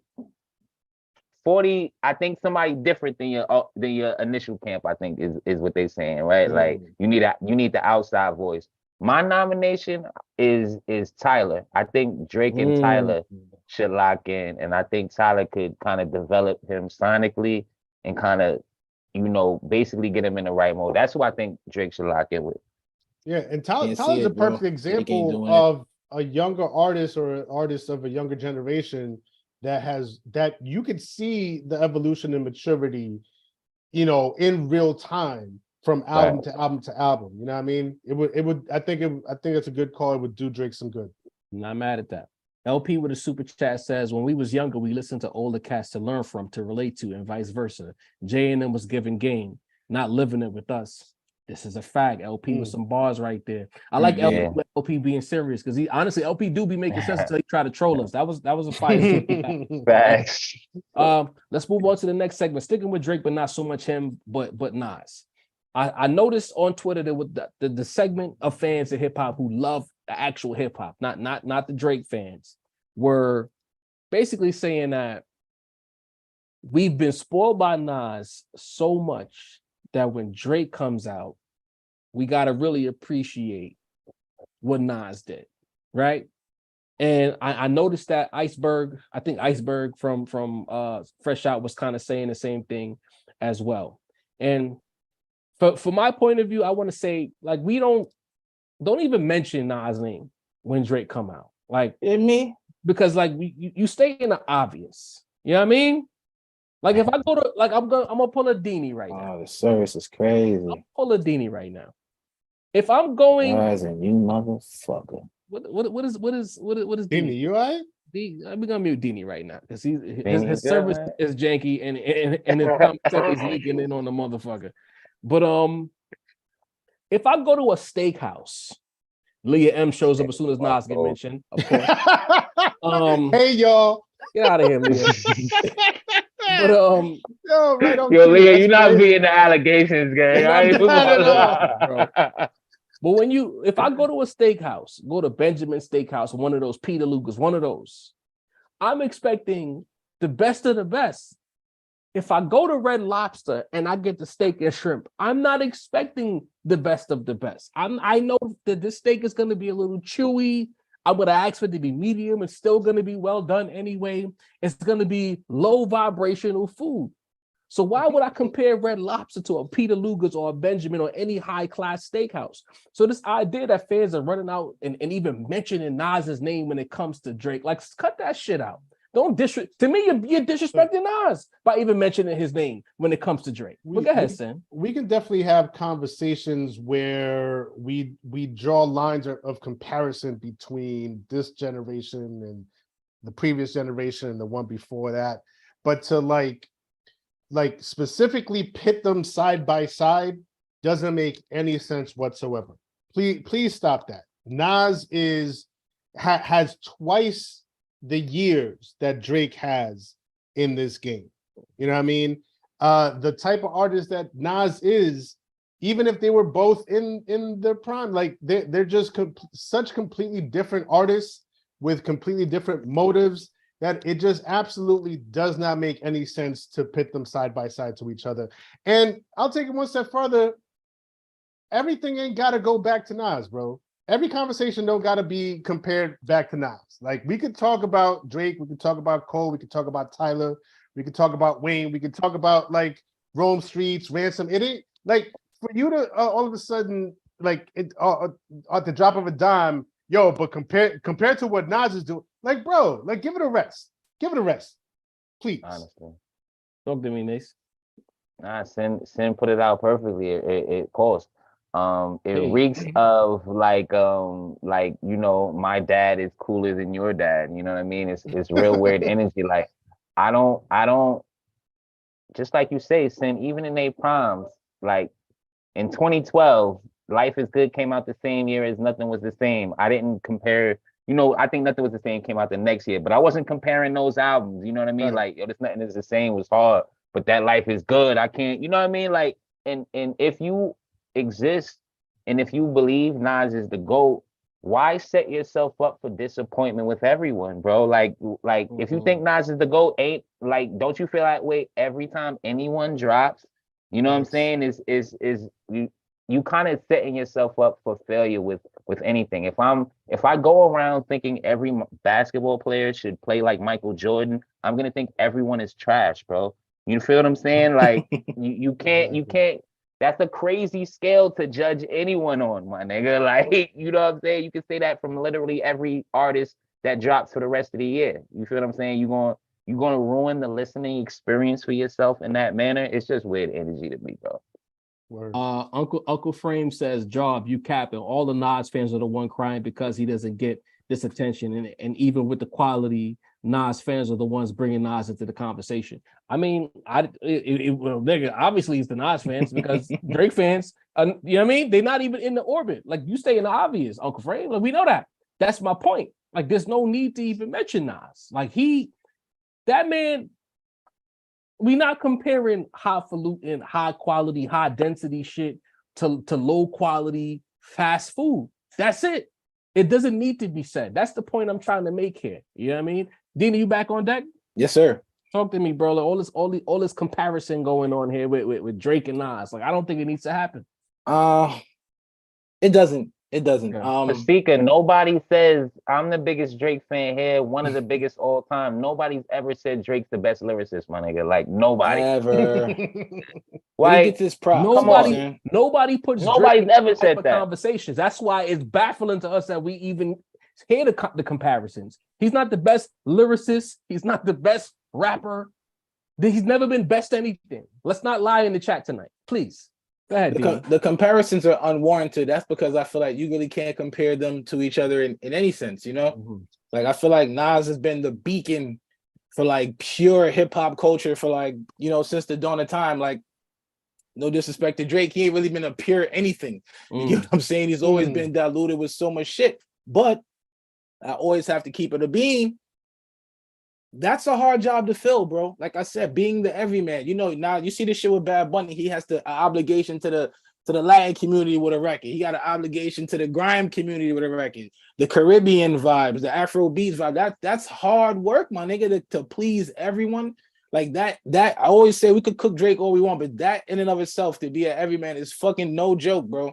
To be a man of every trade. Yeah, but it's not. You're not being an everyman, and see, I want to tiptoe here because I don't want to make it seem like I'm shitting on Drake because Drake does make good music, but you're being an everyman because you can't be one thing. You don't know how to be one thing, and when you tried to be one thing, you weren't accepted. Like I don't respect Drake's everyman because it ain't like he's forward thinking.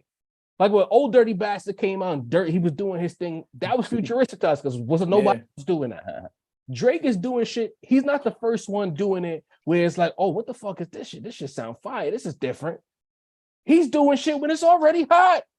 He didn't get a Bad Bunny feature 4 years ago when Bad Bunny was on the cusp of greatness. He got Bad Bunny at his peak. Nah, fuck that. Now I'm getting upset. Talk about it. Because remember around 2012, 2011, when Vybz Kartel was at his peak, all of a sudden, Drake is Jamaican. And then when Kartel got locked up, what he did? He locked in with Popcorn. Popcorn, yeah. You latch on to everything in every culture that's hot. When grime culture started to come over from England to America, relaunched Top Boy. He did a song, a grime song with a fake British accent.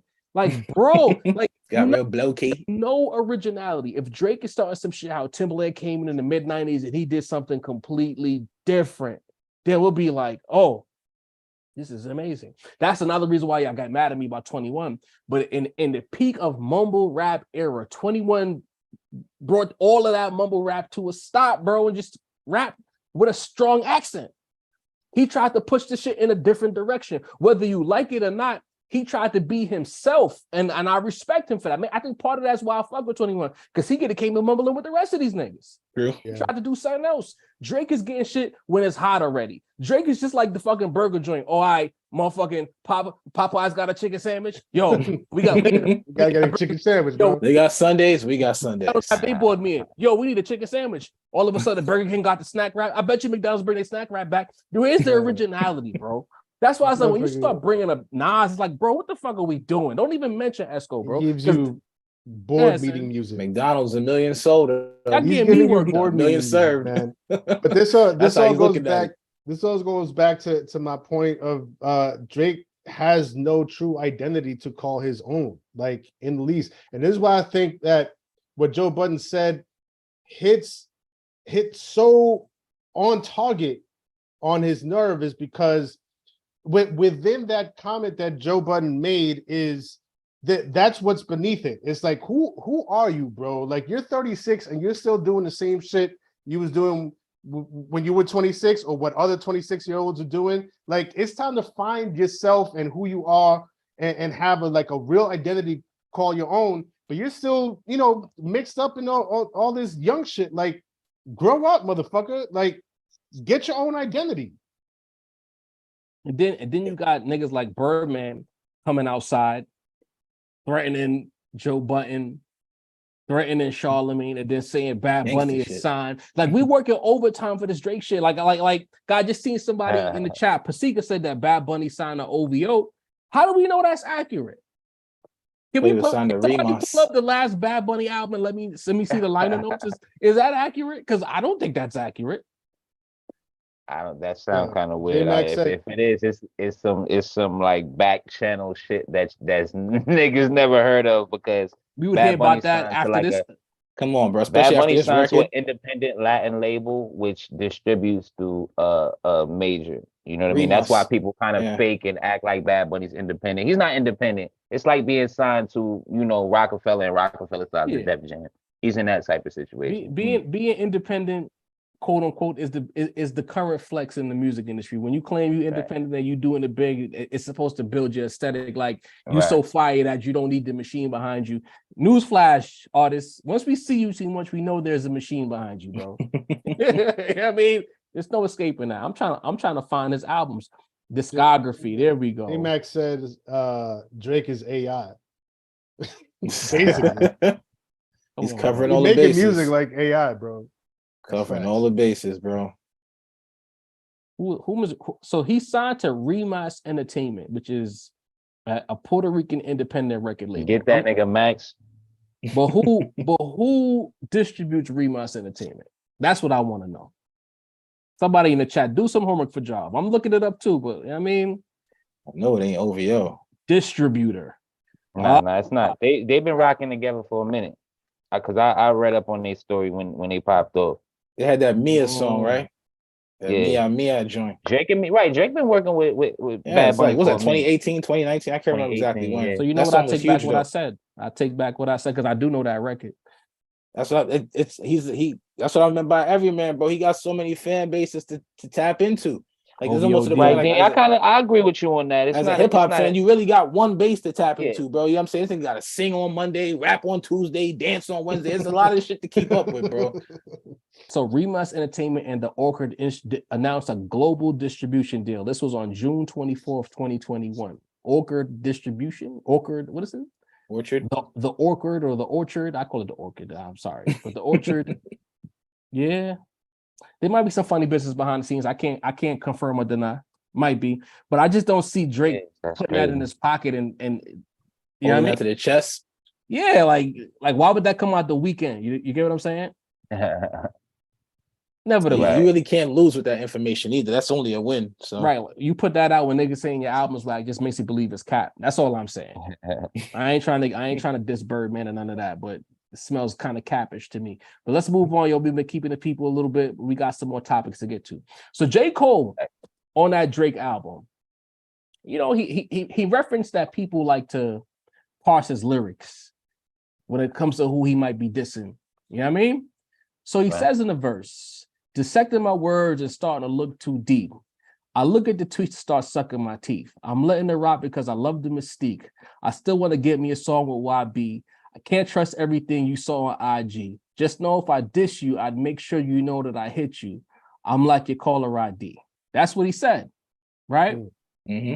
There was some talk that he, in fact, dissed Benny the Butcher on that record that Benny and Griselda got their first plaque, right? Mm-hmm. I think, if I'm not mistaken, even on this verse, he's kind of like talking, not this verse, but the Yachty verse. Let me go back, where he's kind of questioning what niggas do and if they really live their raps, etc. I'm paraphrasing, just be clear. Studio steppers. But it's like, at what point, because like, all right, we say he the best, right? I think if we always go back and forth. We did 2 lists back-to-back years. We gave J. Cole the best. He might be the best this year. If he give us an album this year, he might be number 1 on our list. It is what it is. But at what point do you stand on what you say? I think I'm at a space now, Sen, where I'm kind of tired of this guy. Like, if you're talking about somebody, stand on it. Like, you tiptoe, you say some hot shit that anybody with ears could be like, oh, you're dissing this guy. And then you say, oh, no, I didn't mean that. I was just saying. It sounds like he's throwing stones of hot in his hands, Sen. I think J. Cole is stuck in the smoke. Nah, I don't know. I wouldn't go that far. I mean, this isn't like new ground for rappers. Like, you know, rappers will throw out like veiled threats, you know, just like random, generic, whoever it might be, the op at the moment. You know what I mean? I don't think it's anything new. I do think that Cole is definitely trying to position himself in a way where y'all gonna give me my respect no matter what. I'm gonna get on next to this guy and that guy and the third. And if the bars sound like I might be talking about the guy that's next to me, then if that's how you're gonna take it, and that's how you're gonna take it, if that's how they're gonna take it, then they're gonna have to respond to me. But basically, I think Cole is just out. He's just out for the crown right now. Like he's tired of, you know, getting fronted on, getting, people talking about all these other rappers and not him, and not putting him in his proper place, in the proper perspective. I think that's all he's really concerned with right now is getting next to these rappers, no matter what lane they're in, and just being like that much better than them. You know what I mean? Huh. I think that's all it is. So you think it's just competitive lyricism? I just think it's just competitive lyrics. Okay, all right. Macito, talk to me. And he's making his case very well. Is he ducking smoke? I can't say he's ducking smoke because he's doing these songs with these people, right? He sent Benny that verse. You feel what I'm saying? So it was your opportunity to get off if you felt like it. Pause. You know what I mean? Like I feel like this is the closest thing you'll see right now to that 90s style East Coast shit where all these niggas was dissing on each other's songs. Styles is famously saying he's dissing Jay on Reservoir Dogs. Yeah. You know what I mean? True. The Locks infamously said that Big was dissing them on Last Days. Yeah. You know what I'm saying? Like, this is what East Coast rap is doing. That's what J. Cole raps like. That's what he idolizes. So I don't think he's giving you the chance to get your bars in. Like, he's sending you the verse. It's not his song. Like on some, like when T.I. got the song with Buck and Game dissing each other, it's not like I'm getting my shit and fixing it. Like, you call me for a verse, you paying me probably 100 racks for this verse, and I'm gonna talk crazy about you, and you gonna put that shit out, nigga, and everybody gonna tell you I had a better verse. My nigga, do something about it. Like, listen, if niggas should artistically serve him if they feel like that's what's going on. You know what I mean? Not complain about it on Reddit forums, after the fact.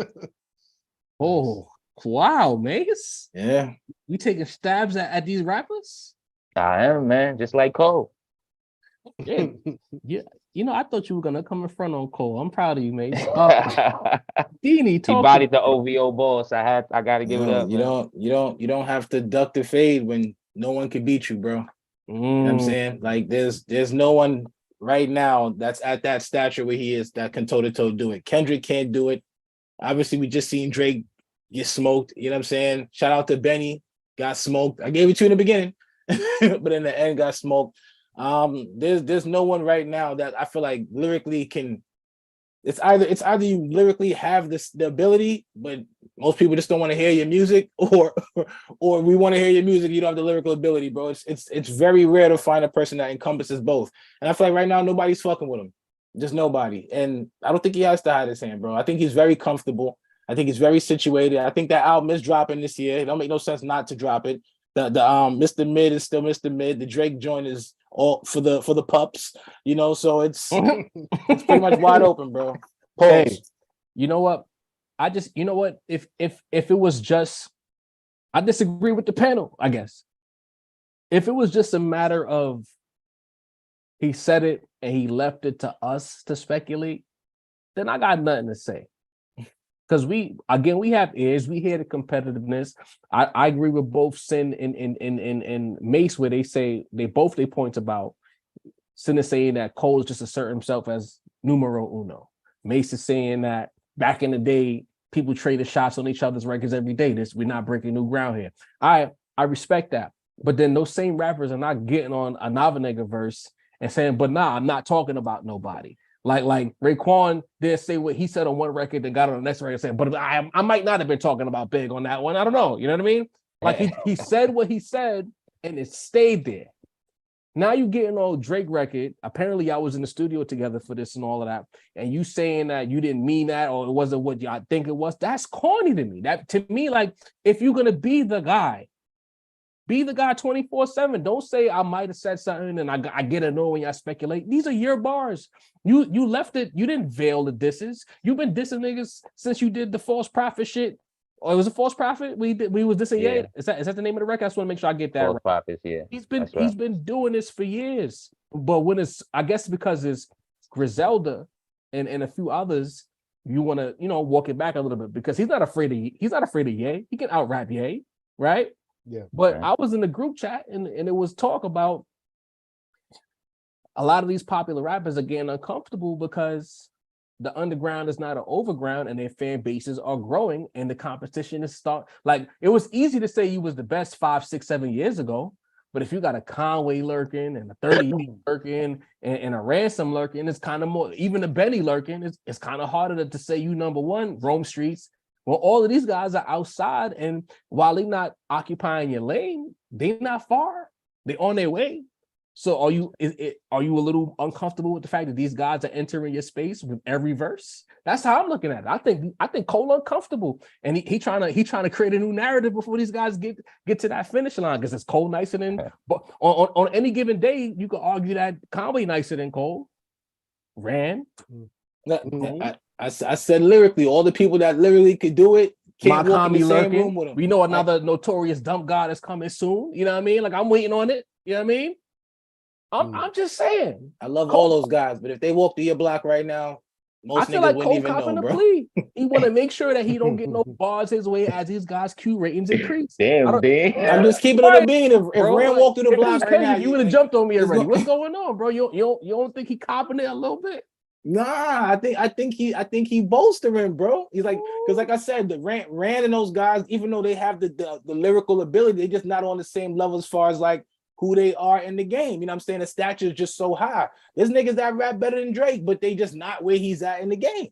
You get what I'm saying? All the niggas that can rap better have nowhere near the stature. And all the niggas that have the stature don't rap as good. So he's in a weird lane, bro. Fly shit only says Ransom checked J. Cole for being a hypocrite on a song back in 2022. See? That's what I'm saying. All the nice rappers have rabbit ears. They here to talk. I feel like Cole realized that there's a lot of nice niggas who will be on my head if I don't tread carefully. So let me just put in this bar real quick that I wasn't talking about you guys. Like I was, but I wasn't. I was just playing. That's how I feel, Sin. Sin, what's up, Sin? You smirking over there? I can see it. I can see it. I just don't. I don't know. I feel like part of me feels like it's not that deep for him. Okay, you know what I mean? Fair. I just don't think it's that all that deep to him. I'm like the wrestling fan. It's still real to me. Y'all want the smoke, man. I just want to see. You know what? All this Drake talk. I just want to see rappers like diss each other and be nice. I want to see nice rappers compete again, and let's argue about who's better. Because we ain't apparently Pusha T ain't never gonna diss Joe back. I mean, not Joe, Jimmy back. So we don't got nothing. You know. What I mean, technically, we got two nice rappers beefing with each other. It's just over Instagram. All right, yeah. Technically, right. Speaking of the state of the rap game, City Rap Side, can you give us the bullet points of what Wallow had to say about today? He basically wrote a state of the hip hop address on Instagram. Word. I'll just read off maybe the first few lines of it. Right. So Wallow goes to Instagram and he says, let me clear my palette real quick. The landscape of the rap industry is undergoing a remarkable transformation, and it's becoming increasingly evident that today's fans have become more discerning and sophisticated in their tastes. Remains to be seen. Yet it's intriguing. Who wrote this from? Yet it's intriguing to observe that I thought the same thing. I ain't gonna hold you halfway through. I was like, that many Wallow, artist teams who helped have yet to catch up with this evolving dynamic. The era of relying solely on flashy jewelry, ostentatious fashion choices, come on, references to drugs and flaunting firearms to capture attention is fading into obscurity. What truly resonates. Hold on, one more line. Okay. What truly resonates with audiences now is not the gimmicks, but rather the power of authentic, high-quality music. Fair play. All I want to say is Wallow did do some time. And when you do time, you do come out a lot more eloquent while you do that time than before you went in. You can better yourself while you sit. There's Wallow the podcaster and there's Wallow the person concerned about rap. I just need to shoot the bell because y'all killing Wallow right now. I heard Wallow talk 100,000 times. It's all jokes. It's all jokes. Salute to the homie Wallow. I'm not. Salute after the disrespect. Yo, just keep what it means. Salute, nigga.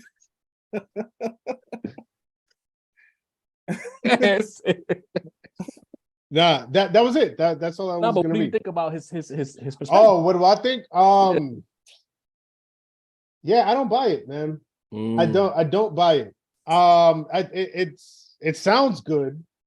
And I don't. And on a personal level, I wish it were the case, but I don't see it. Because look, man, like, look, again, let's go back to the point I was making earlier on in this live, where, like, you have all these people going to Twitter and going to social media and crying and complaining, and Drake needs to his music needs to mature, his content needs to mature. Like, he's 36 years old, yet and still, I mean, the early numbers have him at 400,000 plus units pushed on this album that everybody seems to hate.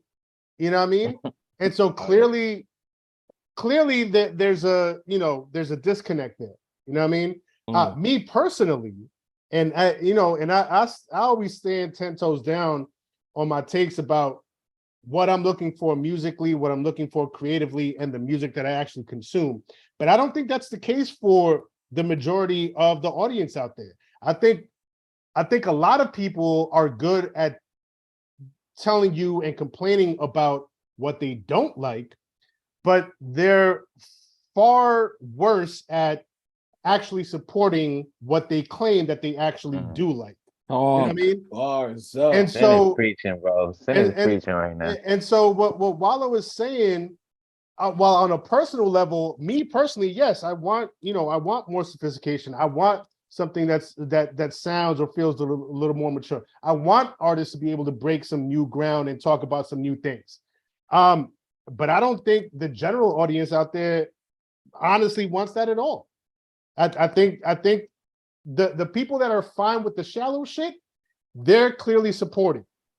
The people that are saying that they want more sophisticated, more mature shit, where they at? Because the numbers ain't numbering in their direction. So I don't buy it. It sounds hot, but it's a no for me. Macito, what do you say to that, bro? Real quick, Jadorian. Yes, we know we fuck with you, honor and respect, of course. Ooh. But of course the numbers are real, bro. Like everybody in this chat tell you they hate the album, right? Everybody on the timeline telling you that what album wasn't shit. Everybody listen, bro. So yeah, I think if everyone on your timeline listened to an album, I think the numbers are probably real. But Sin was preaching just now. Hold on. I want to piggyback what you said. This whole numbers is fake. I'm getting, and I want to make this clear. This is not an attack on Jadorian, but it's the people who think this way. I'm tired of all of y'all when y'all don't like an artist, or if an artist is too popular, y'all play this, or if your favorite didn't do the number you wanted him to do, the number is fake. I'm tired of that. If your energy is you don't respect streaming, period, I'm with you 100% because we broke down how the game is rigged anyway 4 months ago, 6 months ago, even. But if your energy is to say the numbers is fraudulent when it suits you and when it benefits you conversationally, please stop. Go ahead, Mace. It puts your how much we should listen to you in question. But just like how Sin said, he kind of spit that perfectly. You know what I mean? This is going after Cap and Winter Wars. So I give it a try, you know what I'm saying? But listen, I think Wallow's just screaming into the void with this one. You know what I'm saying? Like just like Sin said, it sounds real good, right?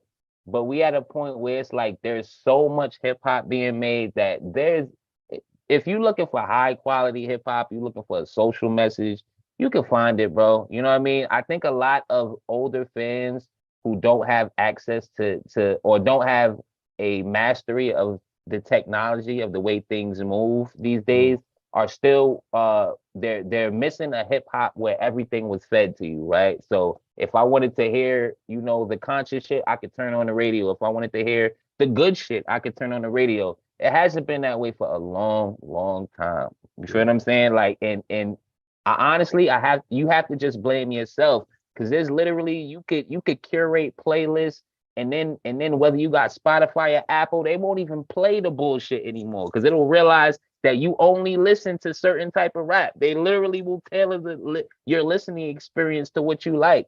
You know what I mean? So at this point, if you still screaming about, oh, we got low grade hip hop, we got low quality hip hop, yeah, it's going to get worse with AI and with these motherfuckers with streaming services and DSPs running the game the way they are, it's gonna be a lot of fast food out there. You know what I mean? McDonald's was first, and then they didn't stop. Now we got Wendy's, Burger King, and fucking Chick-fil-A, my nigga. Like, so it's not going to stop.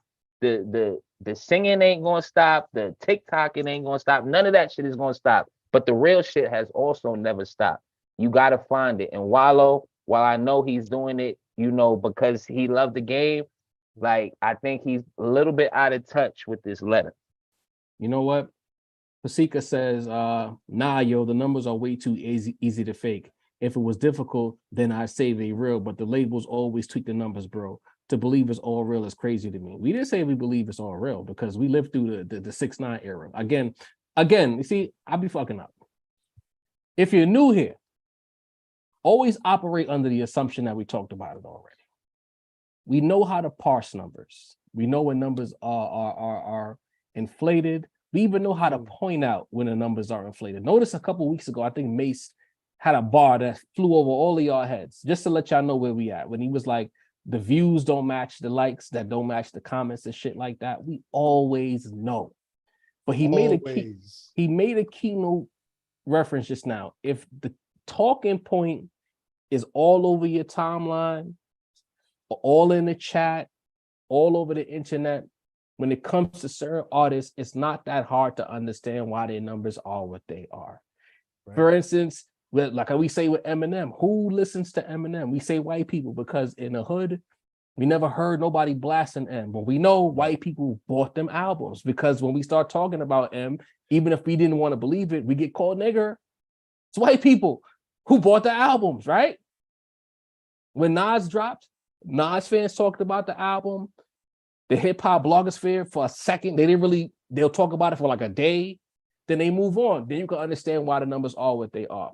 Drake has been the dominant talking point all over everywhere. Then when you put NBA season about to start, is it going to be a Nas record that's attached to TNT or ABC or ESPN games? It's going to be a Drake record.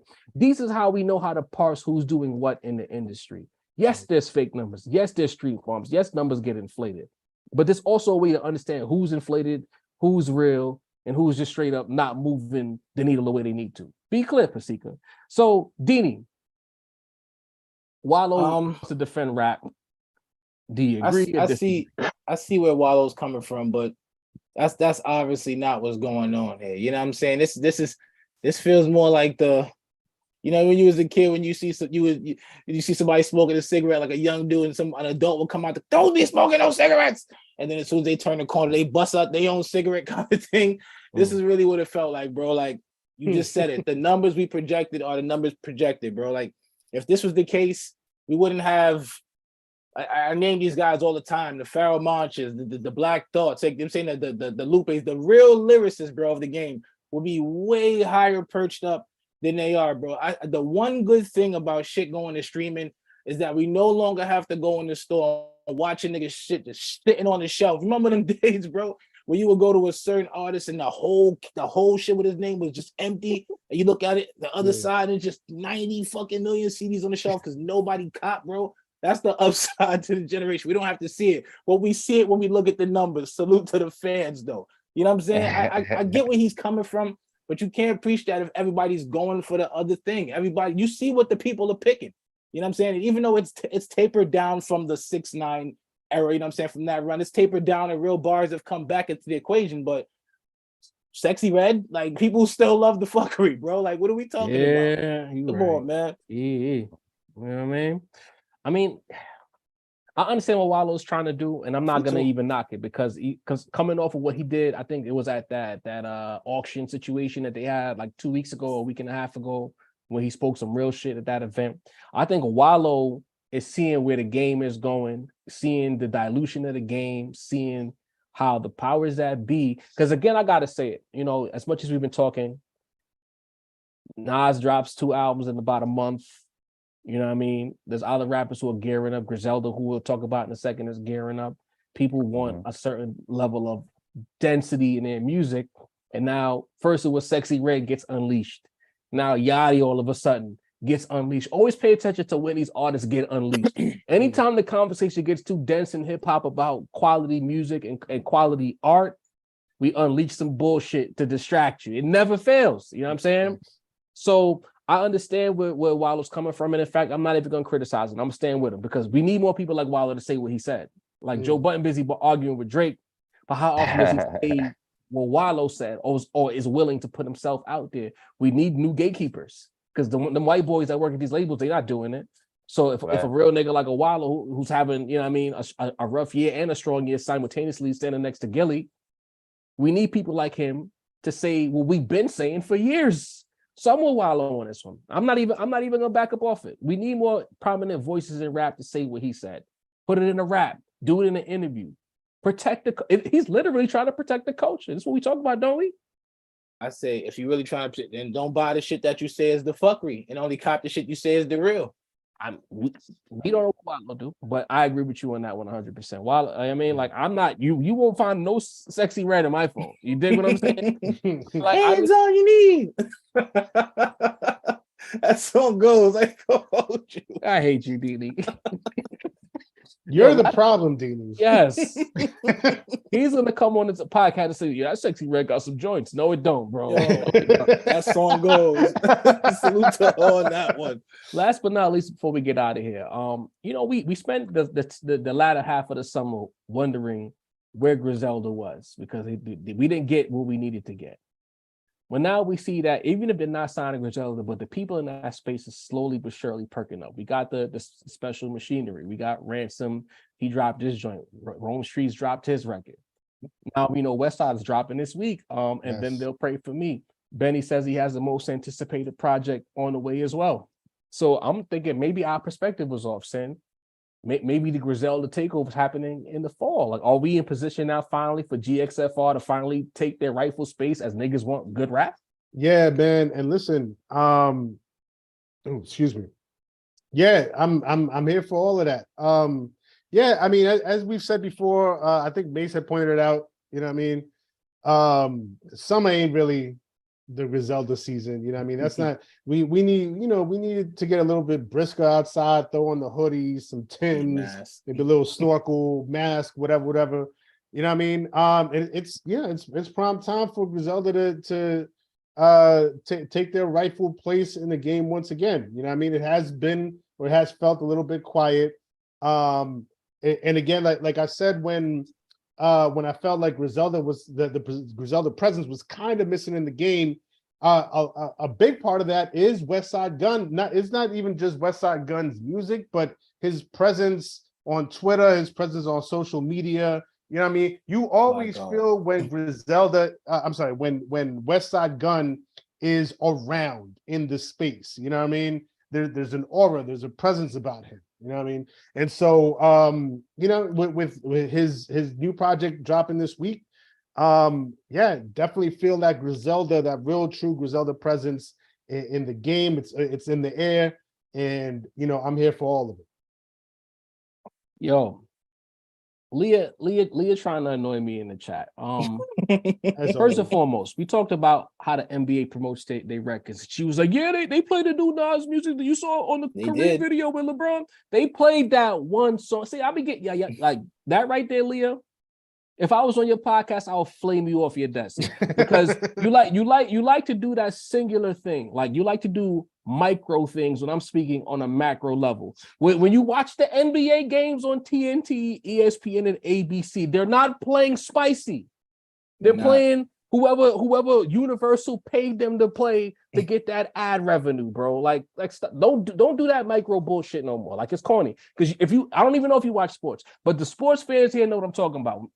When Big Sean come out, they're playing a new Big Sean record when they go to commercial. They're gonna play a LeBron record when they go to commercial. I remember when Kawhi was on the Raptors, Money in the Grave, they was running that instrumental for like 6 months straight on NBA telecast. Like stop with the micro shit. Like be on point and don't say nothing. Also, we not talking about Jay-Z. This is not a Jay-Z episode, Leah. Like, fuck out of here. Also, let's not forget, I mean, Jarv, you mentioned it, Rome Streets just dropped Noise Candy 5. Go run that up. But also Conway has a project coming out with Conductor Williams, fully produced by Conductor Williams. Conductor. You know what I mean? Conductor, we have a problem. You know what I mean? He just had the joint with Drake. That's, you know, going crazy, obviously. So it's looking crazy for Griselda now, man. I'm here for it. Thank you, sir. You know, like she really got me annoyed just now. That shit, that was corny. You know what I mean? You reaching on top of that. I should mute your ass. I ain't mute nobody this episode, but I'll mute you, Leah.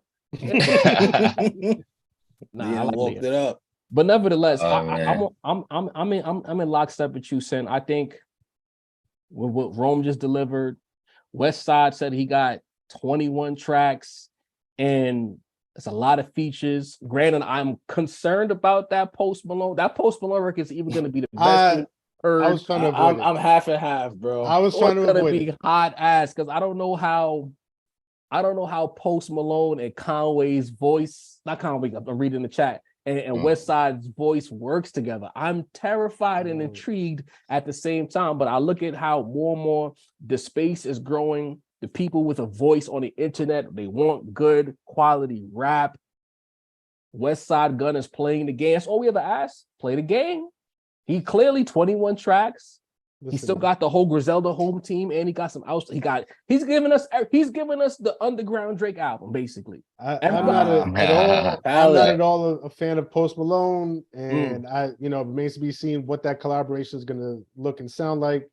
But at the very least, bringing that Griselda energy more so into the forefront, into the overground. And hey, listen, at this point, it's mainstream. You know what I mean? The right kind of record. Say what you want, Sin. With a Post Malone hook and a bridge, and you know what I mean? It might be fine. And there was one West Side verse, and then maybe there's somebody else with another verse on it. It could work. There was a time where Post Malone did have that vibe, bro. We not gonna act like he ain't have it for a little while. White Emerson days, Star days, bro. Like he had a nice little hip hop run. We not gonna act like he had that shit with Quavo hit. That shit White Emerson hit. Congratulations. There you go. That's the drum with Quavo, right? Yeah, that's the Quavo. Come on, bro. We not gonna act like he can't. If anyone could pull out that bag, it's West Side, bro. If Quavo can do it, West Side can do it. Didn't he give 21 a diamond record with that Rockstar joint? There you go. And that record was fire, bro. We not what if West Side get a diamond record, bro? Like, come on, Sin. We gonna keep it a bean here at the rap round if table, nothing else, West Side will stay in the streams with that feature. That's gonna be a record that when you pull up his numbers, you'll see game changer. That record to be up there. It's kind of like when other rappers get next to other rappers, that record is gonna stay up there. I ain't gonna say nothing else. What do you think about Griselda's fourth quarter looking like, bro? Mesito? Me personally, I think this is their time to shine. The game has been pretty weak all year. Their aesthetic is been pushed to the forefront. This is, I've said before, I wasn't trying to have a Griselda, summer. That wasn't really my vibe. So this is the perfect time to they had the Travis feature, which is currently the biggest album in hip hop this year. So a lot more eyes on West Side. We had the Conductor Drake shit going on, so that gave even more eyes to the team. You know what I mean? Like everyone is waiting. Exactly, Griselda. We might get a Drake feature on a Griselda album. Don't even doubt that. You know what I mean? That might be what Benny got in a tuck on the Def Jam album. That would go crazy. You know what I mean? So I think this fourth quarter, and another quick note. West Side, if you've been watching, West Side has kind of been previewing this album. He got a little blog, Griselda Vision, on YouTube. Y'all gotta check that out. It's about 3 episodes in. He's basically laying out the foundation. He's letting you know, like, my Griselda fans, they gonna be saying I let them down. All the people who feel like I'm the underground lord, they gonna be let down. But I'm gonna get a whole lot more set of new fans with this project. So I'm excited to hear what West Side, because he is, the curator of all curators, right? So I'm excited to see what he means by that, to be honest. So I think they're going to take the W this fourth quarter. What LP got going on. LP is cooking. He been making fun of White Iverson this whole time. He said white Darryl Strawberry, white Mark Henry. All right, bro. you got it. Now I'm in lockstep. I like what he's doing. He's building anticipation. He's also not arguing with people on Twitter as much anymore. He's finally focused on doing the main thing, being the main thing. I also like how he handled the Drake biting the aesthetic thing. He ain't say too much. He just posted the picture with his jacket on, showing that I see what's going on here, nevertheless. But I'm excited to see where they go. Like, I think if nothing else, what he's done is, instead of us saying, all right, this is another Griselda project, we know what it's gonna sound like, he's let us know that this is going to be something different. Or at least he's given us the belief that it's going to be something different based on who the people are. And I heard a little snippet with the what's the DJ's name again? I'm tired. Drama? DJ Drama, the DJ Drama screaming on the record and all of that. Like, to me, Drama just amplifies anything he's on. When I hear Drama on it, I get more excited. I'm of that time. I enjoy DJ Drama's work. No, that's definitely facts. He's replaced Clue as far as the DJ you want screaming on your record. So I'm okay with that. I'm excited about it, and I really see Griselda. Benny got a lot of pressure. Like we said a couple weeks ago, Benny's cold right now, but I feel like a good appearance on this West Side album, get the energy right, get on Twitter, continue to push it, and the fourth quarter could be theirs. We see what Rome Streets just did.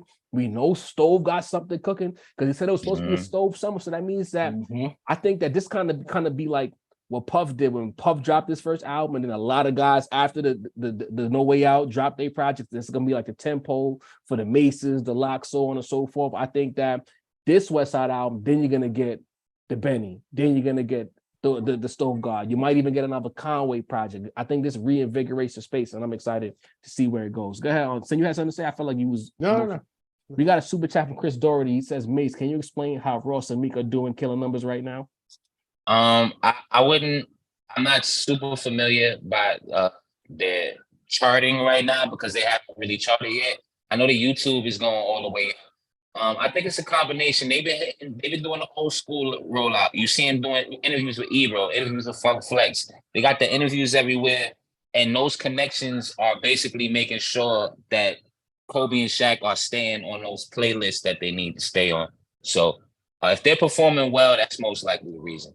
And they've been online personalities, right, outside of being rappers. So they're a clickable item in that regard. But this is what we're gonna leave you guys. We gave y'all a cool 2 hours Sundays Monday Night Raw action. Y'all ran the marathon with us. Appreciate y'all in the chat. Appreciate it. We got about 233 right now. I don't those likes don't match that number. So everybody who's in the chat who has not hit that like button, make sure you hit that like button right now on your way out. We need 300 likes on every video.